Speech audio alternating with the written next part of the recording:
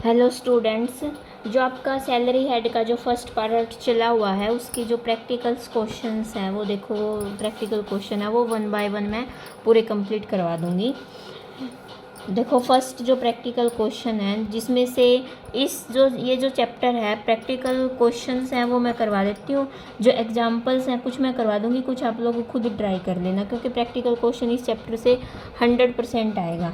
देखो first question क्या है। मिस्टर एक्स एक कंपनी में 15,000 रुपये पर मंथ जो है उसकी सैलरी मिलती है और वो रिकॉग्नाइज प्रोविडेंट फंड का सदस्य है जिसमें वह और उसका जो एम्प्लॉयर है वो कितने परसेंट 15% क्या करते हैं उसके अंदर जो कंट्रीब्यूशन है वो करते हैं। और इसके अंदर जो 1,00,000 रुपये है उस प्रोविडेंट फंड में जो बैलेंस बचा हुआ है उस पर जो ब्याज मिला वो कितना है 12,000 रुपये। हमें यहाँ पे क्या निकालनी है कि उसकी सैलरी हेड में जो रिकॉग्नाइज प्रोविडेंट फंड में जितना जमा होता है उसमें जो कर योग्य राशि है वह कितनी बनेगी, मतलब कितना अमाउंट बनेगा जिसके ऊपर टैक्स लगेगा। तो इसमें एक चीज़ तो ये ध्यान रखनी है कि अगर मान्यता प्राप्त प्रोविडेंट फंड है ना तभी हम वो 12% और 9.5% वाला रूल लगाएंगे। अदरवाइज़ अगर गैर मान्यता प्राप्त प्रोविडेंट फंड है जो अनरिकॉग्नाइज प्रोविडेंट फंड है उस पर वो रूल लागू नहीं होता और उसका जो पैसा है वो टैक्सेबल में भी नहीं आता। तो हमें कैसे देखो ये क्वेश्चन करना है। सबसे पहले जब भी क्वेश्चन आप करना शुरू करें तो क्या लिखेंगे, प्रीवियस ईयर और असेसमेंट ईयर कौन से हैं आपके लिए। प्रीवियस ईयर 21-22 है, असेसमेंट ईयर क्या है 22-23। अब सैलरी मिल रही है उसको 15,000 रुपये पर मंथ, तो हम यहाँ पे क्या ले लेंगे, जो एनुअल सैलरी 1,80,000 रुपये उसकी पूरे साल की बन जाएगी। तो कितना अमाउंट है जो वो एक्सेस है 12% से कितना ज़्यादा वो कंट्रीब्यूट करा 15%। इसका मतलब क्या है कि सैलरी का 3% वो क्या करता है कंट्रीब्यूट करता है एक्स्ट्रा। तो मैंने लिख दिया एक्सेस ऑफ एम्प्लॉयर। खुद का कंट्रीब्यूशन नहीं लेना कर्मचारी का कभी भी, यहाँ पे हमेशा किसका लेना है एम्प्लॉयर का लेना है।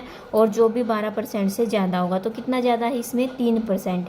तो 1,80,000 का 3% 5,400 रुपये, ये तो क्या बन जाएगा उसका प्रोविडेंट फंड का पैसा। और उसके ऊपर जो ब्याज मिल रहा है वो हमें निकाल के देखना पड़ेगा क्योंकि इन्होंने क्या दे दिया कि 1,00,000 रुपये के ऊपर जो ब्याज है वो 12,000 रुपये जमा हो रहे हैं। 1,00,000 बैलेंस है और 12,000 जिस पे क्या बना है ब्याज। अब हमें ये नहीं पता कि ये कितने परसेंट है, तो 9.5% से ज़्यादा नहीं होना चाहिए। हम पहले निकाल के देखेंगे कि 9.5% के हिसाब से कितना बनेगा, वो बनेगा 95,000। जमा कितना हो रहा है 12, तो कितना एक्स्ट्रा हो रहा है जो एक्सेस हो रहा है वो है 2,500 रुपये, जो क्या हो जाएंगे इसके एनुअल इंक्रीमेंट में क्या होगा ये पैसा दोनों टैक्सेबल हो जाएगा। इसके बाद सेकंड क्वेश्चन है वो है HRA का। HRA में देखो क्या दिया हुआ है, अलग अलग पार्ट दे रखे हैं जिसके अंदर हमें क्या निकालनी है HRA की कैलकुलेशन करनी है कि कितना अमाउंट एग्जेम्प्ट होगा और कितना टैक्सेबल होगा। फर्स्ट पार्ट में देखो बेसिक सैलरी दे रखी है 20,000 रुपये। महंगाई वेतन है जो यहाँ पे भत्ता नहीं दे रखा है, ये वेतन दे रखा है, वो भी कितना है 10% है किसका मूल वेतन का। और विक्रय पर निश्चित प्रतिशत से पूरे वर्ष में क्या मिलता है कमीशन। ये कमीशन सैलरी के मीनिंग में काउंट होगा क्योंकि ये क्या दे रखा है फिक्स रेट से कमीशन दिया हुआ है। अगर ये सिंपल कमीशन होता तो हम सैलरी के मीनिंग में इसको कभी भी काउंट नहीं करते। उसको जो मकान किराया भत्ता मिलता है 5,000 और वो दे रहा है कितना 4,000 रुपये। मकान कहाँ पे है आगरा में, पूरी इन्फॉर्मेशन दे रखी है। तो HRA की हम कैलकुलेशन किस तरीके से करते हैं देखो। HRA में which ever is less shall be exempted, ये रूल मैं बिल्कुल कई बार रिपीट कर चुकी हूँ, दोबारा से फिर कर देती हूँ।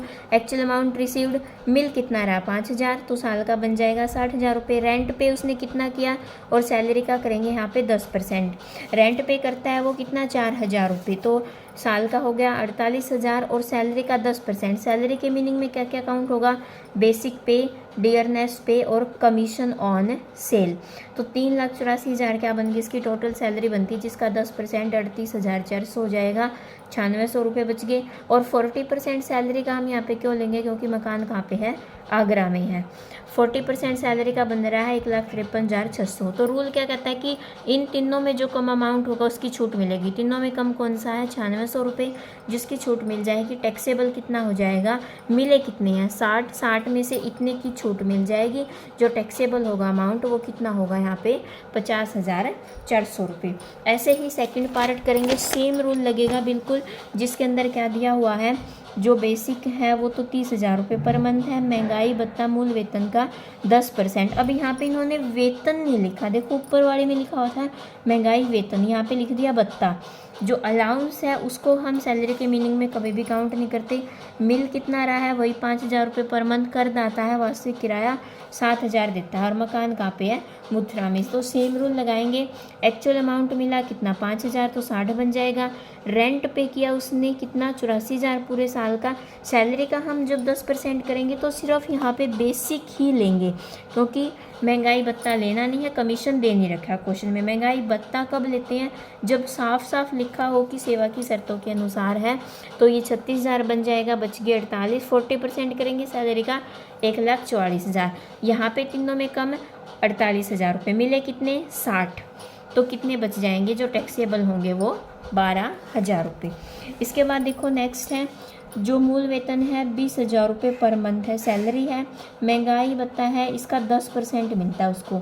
मकान किराया भत्ता मिल रहा है 2,000 रुपये, और करदाता वास्तविक किराया 5,000 देता है। अब यहाँ पे मकान दिल्ली में है, जिसके लिए हमें क्या करना पड़ेगा, 50% सैलरी करनी पड़ेगी। तो देखो ये कैसे होगा, एक्चुअल अमाउंट कितना 24 तो उसको मिल रहा है। रेंट पे किया उसने 6,000, और 24,000 क्या निकल जाएगी इसकी सैलरी। बेसिक पे ही लेंगे, यहाँ पे भी महंगाई और कमीशन नहीं दे रखा, महंगाई वेतन नहीं है। और 10% करेंगे इसका 36,000। 50% करेंगे यहाँ पे सैलरी का, क्योंकि मकान कहाँ पे है, दिल्ली में। 1,20,000 बन जाएगा। तीनों में कम अमाउंट कौन सा है, 24,000 रुपये। 24,000 अमाउंट मिल रहा है, वही कम है। छूट कितने की मिलेगी, 24 की। टैक्स किस पे लगेगा, नील पे, जीरो पे, क्योंकि जितना पैसा मिल रहा है सारा का सारा एग्जेम्प्टेड हो गया। नेक्स्ट क्वेश्चन देखो, एक व्यक्ति है राम जो इलाहाबाद में रहता है, 31 मार्च 2022 को समाप्त होने वाले वर्ष के लिए इन्फॉर्मेशन दे रखी है। हमें इसका क्या निकालना है, इसमें भी जो मकान किराया भत्ता है वो निकालना पड़ेगा। एक्स 6 महीने का वेतन थी, एक ही व्यक्ति की जो सैलरी पूरे साल की अलग अलग कैटेगरी बना के दे रखी है इसके अंदर। यहाँ पे जब 6 महीने की दे रखी है, यहाँ पे 3,000 रुपये पर मंथ। महंगाई वेतन जो मूल वेतन का कितना है, 250 रुपये पर मंथ। और इसके बाद है मकान किराया भत्ता, यहाँ पे कितना मिलता है, 1,000 रुपये। फिर उसने बी कंपनी में काम किया 4 महीने, जहाँ पे सैलरी 4,000 है। महंगाई वेतन है 25%, यहाँ पे कमीशन भी है 5% है कमीशन। 4 महीने में उसने बिक्री कितनी की थी, 1,00,000 रुपये की। इसके बाद है मकान किराया भत्ता, यहाँ पे मिला 2,500। 2 महीने का फिर वेतन जेड लिमिटेड से, उसने 2 महीने जेड कंपनी में काम किया, 8,000 रुपये पर मंथ क्या मिल रही है उसको, सैलरी मिल रही है। बेसिक भत्ता है जो कितना है, 1,000 रुपये। महंगाई भत्ता सॉरी कितना, 1,000 रुपये पर मंथ। मकान किराया भत्ता 3,000। और जिस जेड लिमिटेड में जब वो रहा ना, तो खुद के मकान में रहा, इसका मतलब 2 महीने उसने किराया नहीं दिया होगा। यहाँ पे जो किराया भत्ता है उसको मिलेगा, सारा का सारा टैक्सेबल होगा, क्योंकि यहाँ पे रेंट पे नील है, क्योंकि वो खुद के मकान में रहा। तो इन 2 महीने के सिवाय अपने मकान में रहा है, बाकी जब किराए पे रहा तो 3,000 रुपये पर मंथ उसने किराया चुकाया। इसका HRA की कैलकुलेशन हम कैसे करेंगे, पहले हम सैलरी निकालेंगे उसके पूरे साल की। सैलरी कैसे निकलेगी, देखो बेसिक पे दे रखी है अलग अलग, एक्स कंपनी है, वाई कंपनी, जेड कंपनी है। एक्स में टोटल इतनी बनेगी, वाई में इतनी और जेड में इतनी, क्योंकि यहाँ पे 6 महीने काम किया, यहाँ पे 4 और यहाँ पे 2। फिर डीपी दे रखा है, जो सिर्फ एक्स कंपनी है वो ही उसको क्या देती है, डियरनेस पे देती है, बाकी 2 कंपनी नहीं देती। कमीशन सिर्फ उसको वाई में मिला है, कमीशन ऑन सेल काउंट करना है।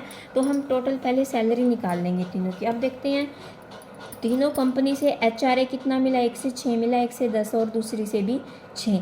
यहाँ पे फिर से वही रूल लगाएंगे, rent paid minus 10% of salary. तो यहाँ पे तो रेंट पेड है ही नहीं थर्ड कंपनी में, क्योंकि इस टाइम तो वो कहाँ पे रहा, खुद के मकान में।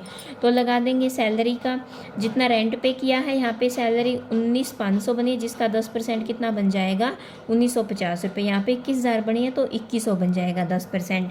ये मैंने निकाल दी। 40% करेंगे क्योंकि मकान इलाहाबाद में है।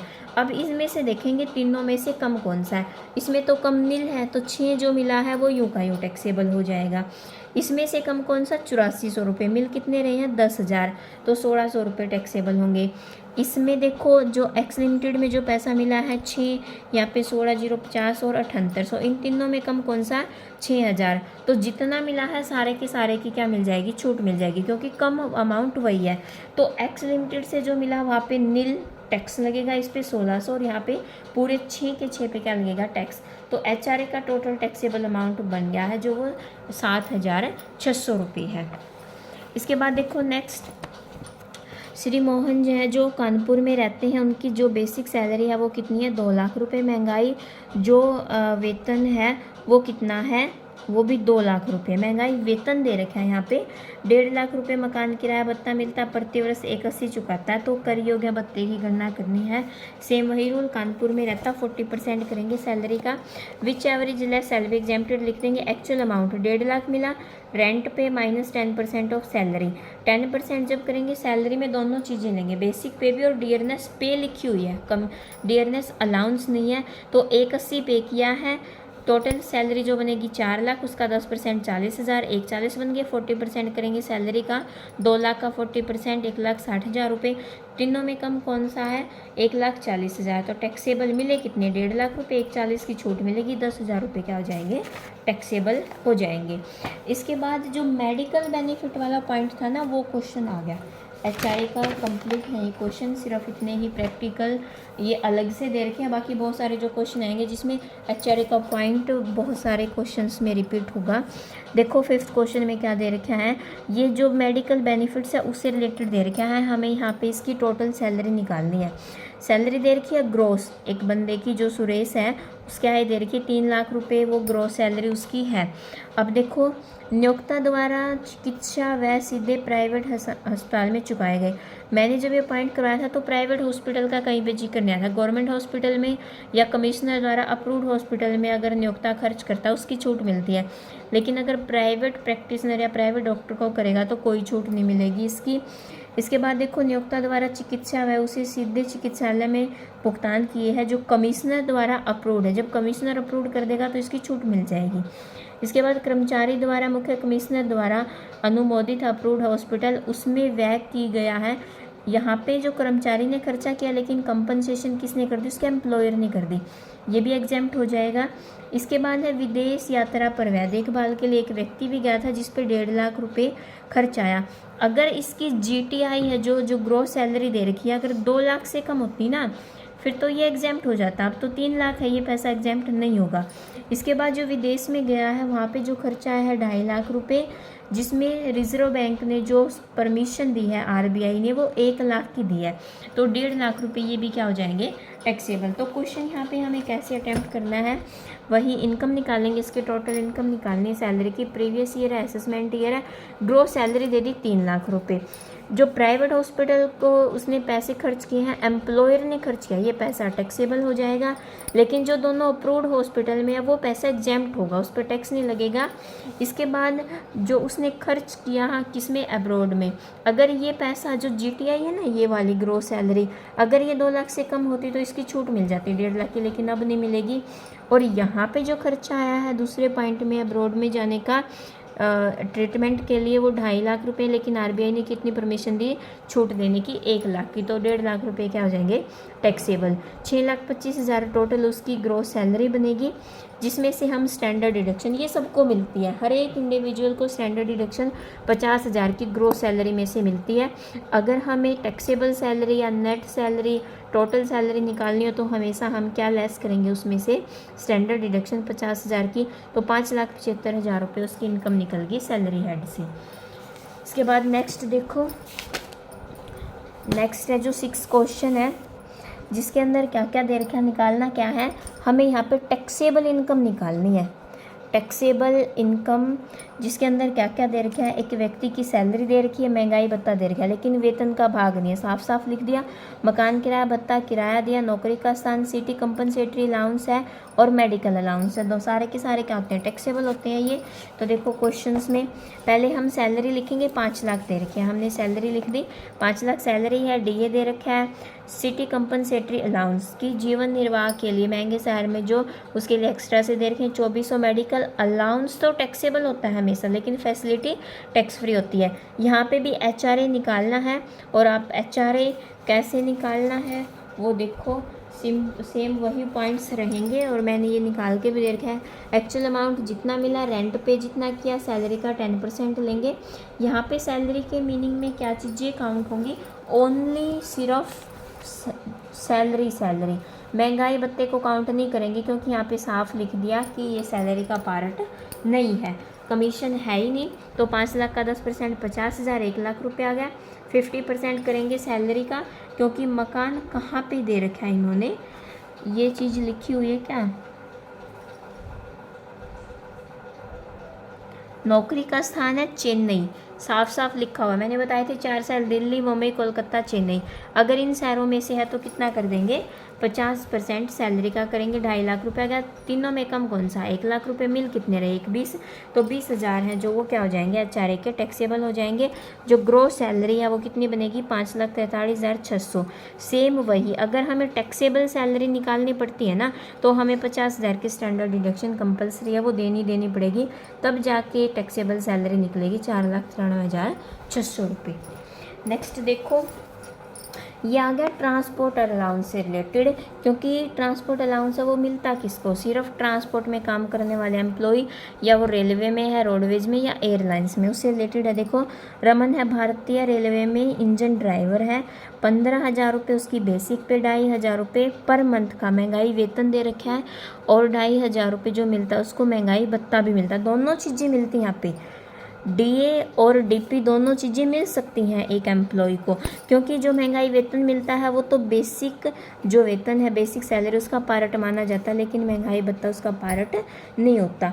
अब देखो और कौन कौन से भत्ते मिलते हैं, 16,500 रुपये रनिंग अलाउंस मिलता है इसको, इंजन चलाने का भत्ता, और इसकी छूट इस व्यक्ति को मिल जाएगी। क्यों मिलेगी, क्योंकि ये ट्रांसपोर्ट का एम्प्लॉय है। 2 बच्चों के लिए एजुकेशन अलाउंस है, एक लड़का जो छात्रावास में रहता है उसके ऊपर खर्च कर रहा है 800, मिल कितने रहे हैं, 500। इसके बाद सिटी कंपनसेटरी अलाउंस है, वर्दी अलाउंस है, जो उसने पूरा खर्च कर दिया, इसकी छूट मिल जाएगी। मकान किराया भत्ता भी मिल रहा है उसको। देखेंगे क्या क्या है, कैसे कैलकुलेशन करेंगे इसकी टैक्सेबल सैलरी की। बेसिक पे दे रखी 15,000, 1,80,000 हो जाएगी। DA भी मिलता है, DP भी मिलता है, दोनों चीज़ें मिलती हैं, दोनों ही टैक्सेबल होंगी। इसके बाद रनिंग अलाउंस है, ट्रांसपोर्ट अलाउंस है मेन, उसकी कैलकुलेशन हम किस तरीके से करेंगे, उसका रूल क्या था, भत्ते का 70%, भत्ता मिल रहा है 16,500, उसका 70% निकलेगा 11,550 रुपये, और 10,000 पर मंथ लेना, जो बन जाएगा 1,20,000। तो इन दोनों में जो कम अमाउंट होगा ना, उसकी क्या मिलती है, छूट मिलती है। देखो, अलाउंस का हमने 70% कर दिया 11,550, और 1,20,000 कम कौन से, 11,550। मिल कितने रहे हैं, 16,500, 11,550 कम है, तो मिले हैं जितने, और जितने की छूट मिली है टैक्सेबल बन जाएंगे 4,950 रुपये। इसके बाद एजुकेशन अलाउंस मिल रहा है, एजुकेशन अलाउंस कितना भी मिले, लेकिन 100 रुपये पर चाइल्ड पर मंथ की छूट होती है, मैक्सिमम 2 बच्चों तक। तो 2 बच्चों तक 2400 की छूट मिलेगी, मिले 4800, 2400 टैक्सेबल। ऐसे ही हॉस्टल एक्सपेंडिचर अलाउंस होता है सेम, यहाँ पे छूट 100 रुपये की होती है, इसके अंदर कितने की होती है, 300 की, मैक्सिमम 2 बच्चों तक पर मंथ की छूट होती है ये। तो यहाँ पे 3600 की छूट मिलेगी, 2400 क्या हो जाएंगे, टैक्सेबल हो जाएंगे। HRA मैंने कई बार निकालना सिखा दिया, अपने आप निकाल के देखना, जो 15,000 रुपये क्या आएंगे यहाँ पे टैक्सेबल में आएंगे, सेम वही रूल लगेगा। तो ग्रोस सैलरी बन जाएगी 2,67,750, जिसमें से हम स्टैंडर्ड डिडक्शन 50 की देंगे तो टैक्सेबल सैलरी हमारी निकल जाएगी। मेन तो इसमें क्या था, ये था रनिंग अलाउंस, क्योंकि ये ट्रांसपोर्ट का एम्प्लॉय है, जिसका रूल सिंपल सा है कि 70% अलाउंस का लो, और 10,000 रुपये पर मंथ है, जो 1,20,000 बन जाएगा। तो दोनों में जो कम होगा उसकी क्या मिलेगी, छूट मिलेगी। नेक्स्ट देखो, नेक्स्ट भी सेम ऐसे ही है, वो किसका है, जो एम्प्लॉय किसका कर्मचारी है, इंडियन एयरलाइंस का है। इंडियन एयरलाइंस में 7,20,000 रुपये तो क्या मिलता है, उसको वेतन मिलता है, महंगाई भत्ता मिलता है 1,80,000, 6 लाख रुपये उसको उड़ान भत्ता, मतलब कि ये कौन सा है, ट्रांसपोर्ट अलाउंस है, जो ट्रांसपोर्ट एम्प्लॉय को मिलता है।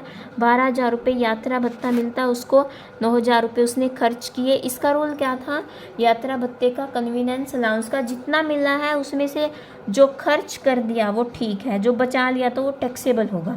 सिंपल सा रूल था इसका कन्वीनियंस अलाउंस का। इसके बाद 3 3 बच्चों के लिए जो पब्लिक स्कूल में पढ़ते हैं 7200 रुपये शिक्षा भत्ता भी मिला।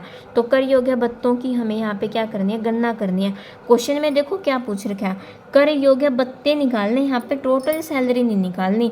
तो इसका मतलब हम जब सैलरी निकाल लेंगे तो सैलरी को काउंट नहीं करेंगे, सिर्फ अलाउंस देखेंगे। अलाउंस में देखो क्या क्या चीज़ें आ जाएंगी, डीए है 81, फ्लाइट अलाउंस सेम ऐसे ही, या यहाँ पे ट्रांसपोर्ट अलाउंस भी आप लिख सकते हो।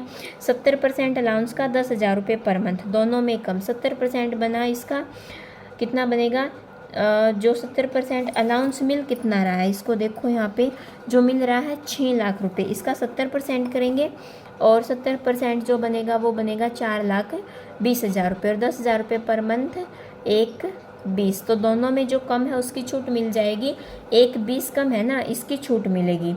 क्योंकि 4 यहाँ पे अगर हम इस 6 लाख जो मिल रहे हैं, अगर इसका हम कितना 70% करेंगे वो तो 4,20,000 रुपये बनेगा।